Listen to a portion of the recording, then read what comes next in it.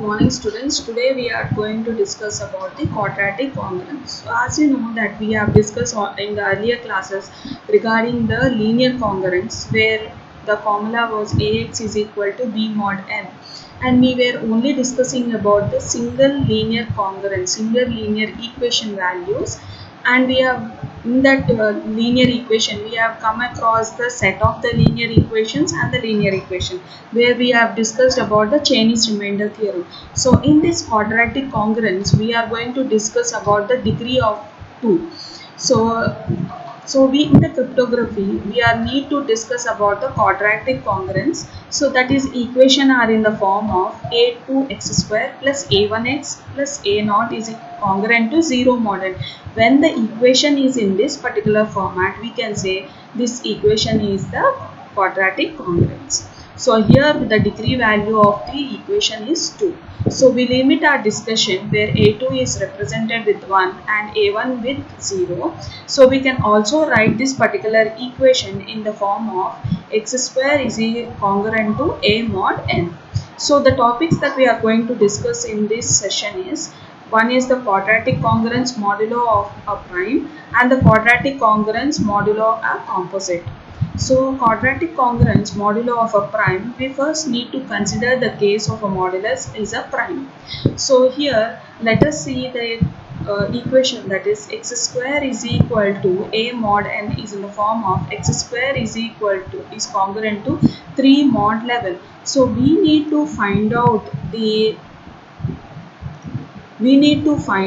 equation of this particular value where the remainder should be equal to 1. So what should be the x square in such a manner that we get the remainder as 3. So let us, the solutions are 5 and 6. So if you apply the congruence values from 1 to 11, so when you are taking mod 11, so we can apply till n minus, that is p minus 1 values. So we can apply from 1, 2, 3, 4, so on till 10.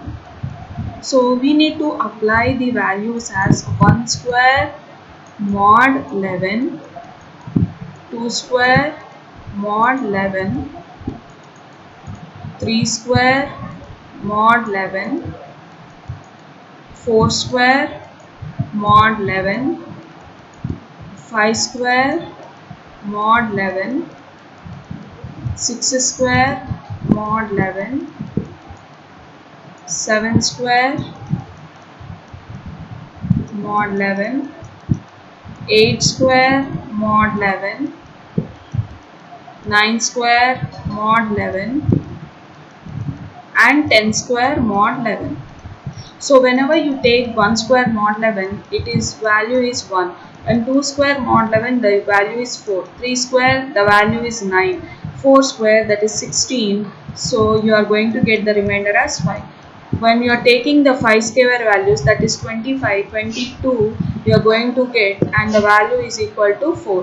When you are taking 6 square, that means 36 square, the 33, then the value is 3 over here. Then for 7 square, 49, 44, then value is 5 over here. 8 square, that is 64, so the value is 55, so you are going to get the value as 9. 9 square, that is 81, then you are going to get the values as 77, the value will be 4. And 10 square, when you are writing 100, then you can write 99 and the remainder is 1. So you can see that we can get the values as the equations. So whenever you take the values, so 5 square is 22, so 3 more. So when you are applying the values, so we can get the remainder values. When you are writing the remainder values, you are going to get the values as, so it has two solutions. One is the value 5 and other one is the value 6. So you can write the values as plus or minus 5 is one of the solution and plus or minus 6 is the other solutions that we have. The solutions are 5 and 6. So which are in the incongruent value. So similarly, when you take the equations, that is x square is equal to 2 mod 11 has no solution, because if you take the 2 mod 11, you don't have any remainder here. When you observe the pattern here, you have the remainder 1, 4, 9, 5, but you don't have any other remainder as 2. So there is no solution if the remainder is 2 here. And we need to discuss about the what is meant by a quadratic residues and non-residues. So when you are discussing about the quadratic residues, that means the residue is nothing but the remainder values. So the remainder values what you are going to get, that becomes the quadratic residues and non-residues values, where you don't get the any residue values becomes the non-residue value. So let us take a example. So if you have 10 elements in the Z11, and we are going to find out exactly 5 of them have the quadratic residues and 5 of them are the non-residues. So we can separate them into sets. So in the previous session, when we have done the problem, you can observe that 1, 3, 4, 5 and 9 have the residue. That means we have the unique values, that is 1, 3, 4, 5, 9. You can take as the quadratic residue values. All other values which are repeating can be taken as non-residue values in this example. You can generally take the values which does not come. So when you are applying from for Z11, if you are getting from 1 to 10 as the values, so when you are finding out, you can see that whenever you apply the 1 square mod 11, you are going to get the value as 1, 3 square mod 11, you are going to get the value as 9, 4 square mod 11, you are going to get the value as 5, 5 square mod 11, you are going to get the value as 3, and 9 square mod 11, you are going to get the value as again 81, so 77, so you are going to get the value as 4.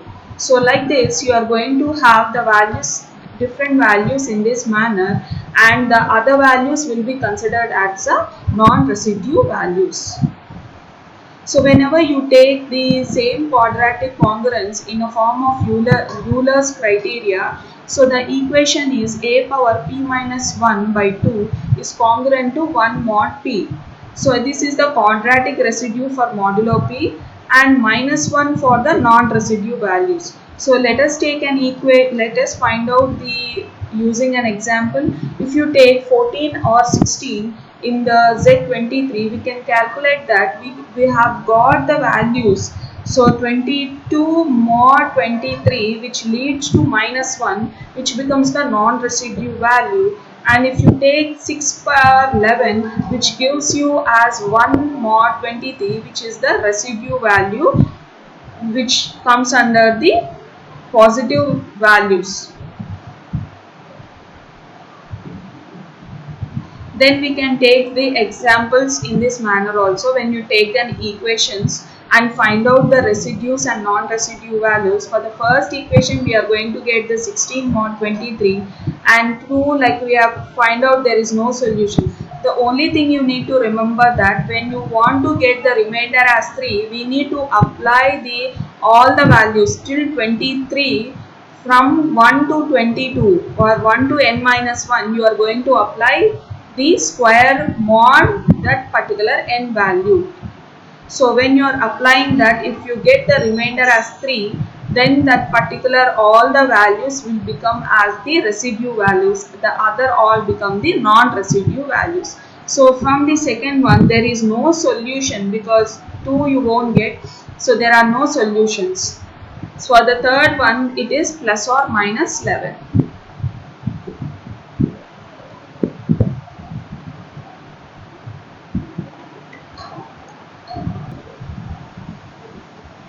So decomposition of the congruence modulo for a composite value. So once you get the composite value, if it is a composite value, then you can represent them into a P1 into P2, the prime number values. So n gives the number of prime values for a composite value. So if, for example, you can represent the 77 is a when you are taking the factors can be of 7 and 11. So this equation you can divide into two values. One is the 7, another one is the 11 values. So you are going to get x square is congruent to 36 mod 7, which can be written as 36 value when you are dividing by 7 once one of the value, then you can get the value as 1 mod 7, and you can write the x square is congruent to 36 mod 11, and you are going to get the remainder value as 3. So when you are taking the two values, then is one is the x square is congruent to 1 mod 7, the solutions are plus or minus 1, and when you are taking the x square is congruent to 3 mod level, it is the solutions are like plus 5 and minus 5, or you may also get 6 value. So you can write or represent them as plus of mod 7 then minus of mod 7. So this you can represent in this particular format.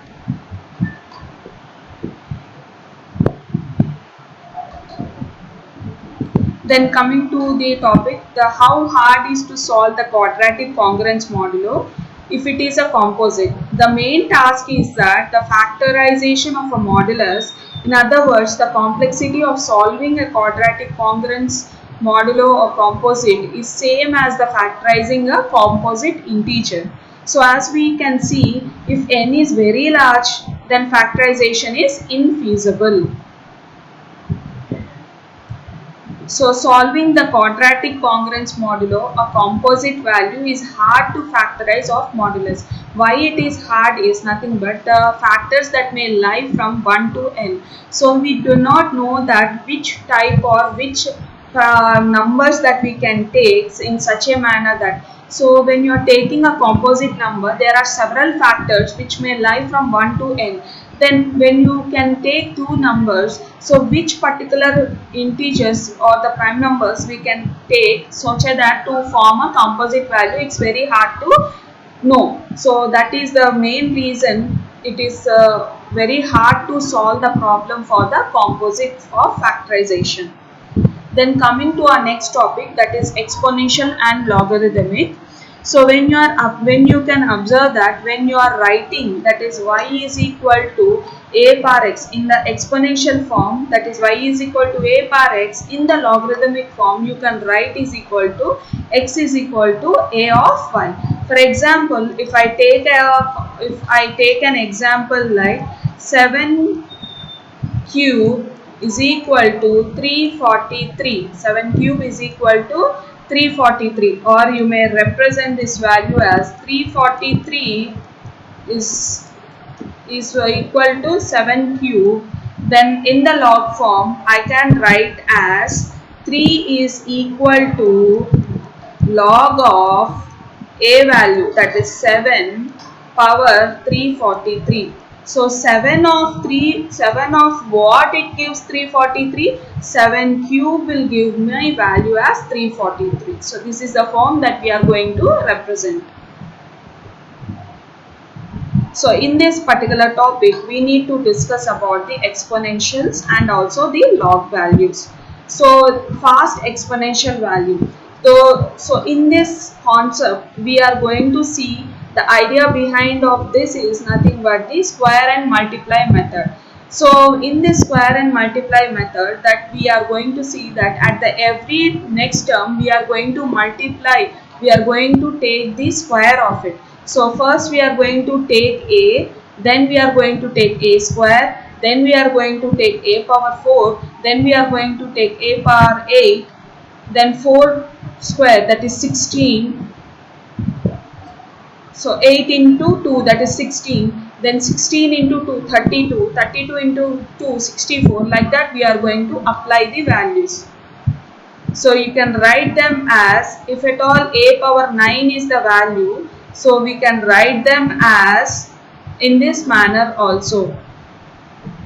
So a power 8 into 8 is nothing but we are going to get as a power 9.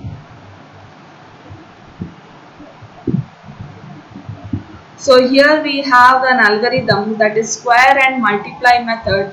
in square and multiply algorithm, we can see that whenever you are taking any value, we are going to take the a, x and n, and we are assigning y is equal to 1, and we are doing a process till we are going to get the number of bits in the particular x value. So if x is equal to 1, y is equal to a into y mod n. Then at the next step, we are taking the square of the mod n values which are assigned to a. So like this we are going to continue till we are going to finish the number of bits in that particular x value.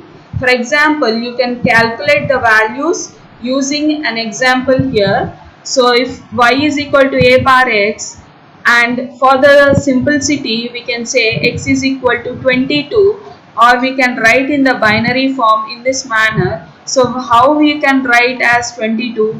So a power 1, so a square, a power 4, a power 8 and a power 16.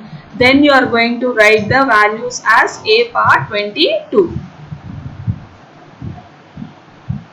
So 16 will be my last value. So 22 can I represent as a power 16 into the value of a power 4.